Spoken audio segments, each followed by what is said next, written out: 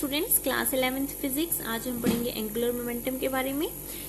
Angular momentum term से आप already परिचित हैं, क्योंकि मोमेंटम टर्म जो है हमने ऑलरेडी पढ़ी है इन लीनियर मोशन। ठीक है, जब हम लीनियर मोशन की बात करते हैं तो कौन सी टर्म यूज होती है? मोमेंटम यूज होता है। लेकिन रोटेशनल मोशन के अंदर हम क्या बोलते हैं? Angular momentum. मोमेंटम को हम किस तरह से डिफाइन करेंगे? एंगुलर मोमेंटम की टर्म्स में, क्योंकि वो क्या करता है, कुछ ना कुछ एंगल भी कवर करता है during rotational motion.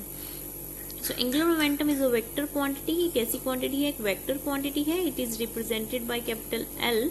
Capital L से हम इसको डिफाइन करते हैं।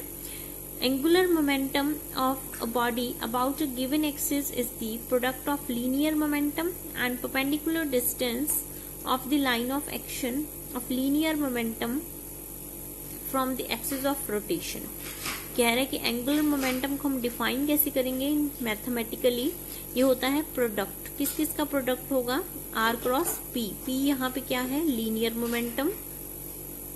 ठीक है, और आर यहाँ पे क्या है? Perpendicular distance from the axis of rotation. ठीक है, तो एक्सिस ऑफ रोटेशन या फिर लाइन ऑफ एक्शन से क्या है? Perpendicular distance. उसको हम रिप्रेजेंट कर रहे हैं आर से। उन दोनों का जब हम क्रॉस प्रोडक्ट लिखेंगे तो वो हमें क्या देगा? एंगुलर मोमेंटम देगा। ये वेक्टर क्वांटिटी है, इसलिए सबके ऊपर हमने एरोज लगाई हैं on overhead. So it's dimensional formula is m1l2t-1। तो इसको अगर हम मैग्नीट्यूड की फॉर्म में लिखना चाहते हैं तो r cross p, cross product को हम किस तरह से लिखेंगे? rp sine theta. ठीक है, तो अभी हमने लास्ट लेक्चर में डिफाइन किया था टॉर्क को इन रेक्टेंगुलर कंपोनेंट्स की फॉर्म के अंदर। तो टाउ एक्स जो है वो किसके इक्वल था? Y F Z minus Z F Y. इसी तरह से टाउ वाई किसके इक्वल था? Z F X minus X F Z.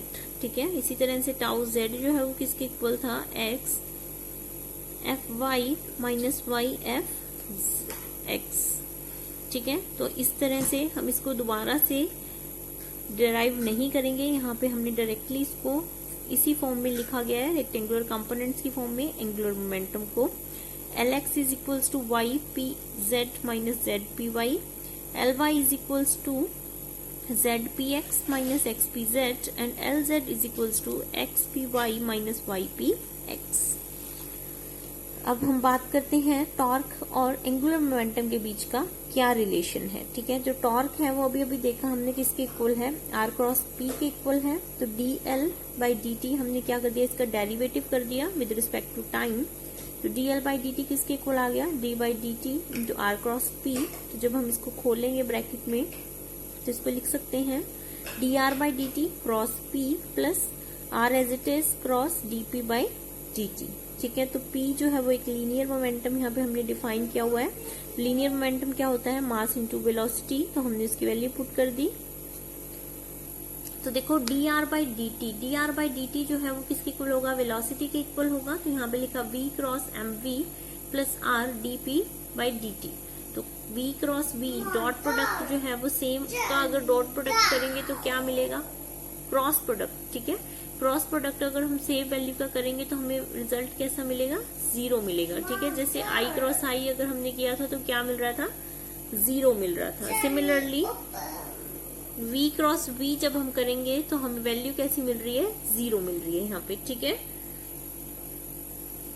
तो dl बाई dt जो है वो किसके इक्वल आ गया? 0 plus R dp by dt के इक्वल आ गया। ठीक है, टॉर्क जो है वो किसके इक्वल है? आर क्रॉस एफ के इक्वल है। तो इसको हम लिख सकते हैं from Newton second law, F is equals to DP by D T. ठीक है, तो टॉर्क जो है वो किसके इक्वल आ गया? R cross DP by D T.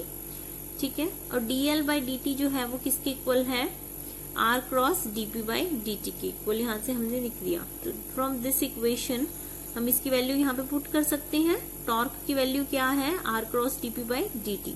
तो dl बाई dt जो है वो किसके इक्वल है? टाउ के इक्वल है। तो यहाँ से टॉर्क और एंगुलर मोमेंटम के बीच का रिलेशन हमें मिल गया। ठीक है, तो dl बाई dt जब आप करेंगे तो आपको क्या मिलेगा? टॉर्क मिलेगा। ठीक है, तो अगर आपको इसको एंगुलर वेलोसिटी की फॉर्म में भी अगर लिखना चाहते हैं और मोमेंट ऑफ इनर्शिया की फॉर्म में लिखना चाहते हैं तो L जो है वो किसके इक्वल होता है? I ओमेगा के equal, where L is the angular momentum I is the moment of inertia and omega is the angular velocity. ठीक है।